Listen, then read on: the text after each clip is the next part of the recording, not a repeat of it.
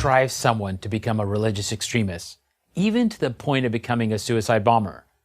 Like most people, I assumed that there were two overriding answers: poverty and ignorance. The poverty line goes like this: grinding poverty from which there appears to be no escape fosters seething resentment against those who have more. If your choice is to die a martyr or die a beggar, martyrdom is the clear winner. The ignorance lines goes like this: the poor have no chance to get a decent education and thus are susceptible to easy manipulation. Clever people play on their prejudices and superstitions. Once the extremist gets this ignorant, poor person in his grasp, indoctrination is easy. Since there's plenty of poverty and plenty of ignorance around the world, that's a lot of people to draw from. This is how the source of terrorism is explained. Then I went to Pakistan and actually lived in the world from which extremists recruit, and I found something much different than I expected. Poverty had little to do with who became an extremist, lack of education even less. Many of those that I met who subscribe to religious extremism and are prepared to murder and die for their cause are from the middle class, and many had a university education. These are not poor people, and these are not uneducated people. They are well-fed and well-read. So if poverty and ignorance don't drive people to extremism, what does? One is a desire for meaning and for order. Places like Pakistan are submerged in chaos and corruption. Islamists promise clear-cut solutions to every problem. Here's how things will change if you follow these rules, and only these rules. Another is a desire for change.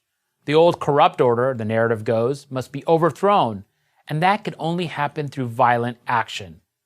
Again, it is Islamists that step in with a promise to create a new form of government. Then throw in a strong sense of victimhood. We are not responsible for the sorry state of our country. Others have brought us down, and you have a toxic brew that many willingly imbibe. These, of course, are the same easy answers that tyrants and demagogues, from Lenin to Mussolini to Hitler to bin Laden, have always offered their followers. I saw this played out one day while living in Pakistan. After one of the many assassinations of a major figure there, I was sitting with two middle-class parents. The father owned a small business, and the mother was a nurse. They had given their son a good life. He wanted for nothing. They told me that during dinner with the family a few days earlier, their son noted how the person who was murdered deserved to die. Why? Because he had spoken out on behalf of religious minorities. They were shocked. How could their son, who'd been educated and well-raised, think that? This story is all too typical. So what to do about this extremism? The first step is to get off this false narrative that this is first and foremost a poverty or education issue. The second is to take on the narrative of the extremist groups. They promise a better way, but what in fact do they deliver? The answer is always more death, more suffering, and more poverty. In other words, young people need to see these extremist groups for what they are. Only then will recruiting numbers begin to go down. Third, the media have to stop treating extremists as freedom fighters, a narrative that is all too common in places like Pakistan.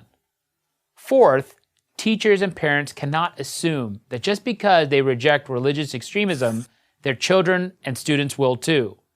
Middle-class parents and teachers have to be vigilant in instilling moderate, pluralist values in their children. Fifth, politicians have to stop blaming their country's problems on the West and have to confront the endemic corruption that destroys countries like Pakistan from within.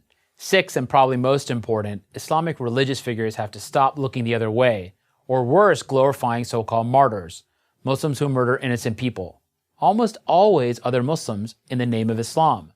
Muslim religious leaders must promise these murderers eternal damnation, not some sort of twisted heavenly bliss.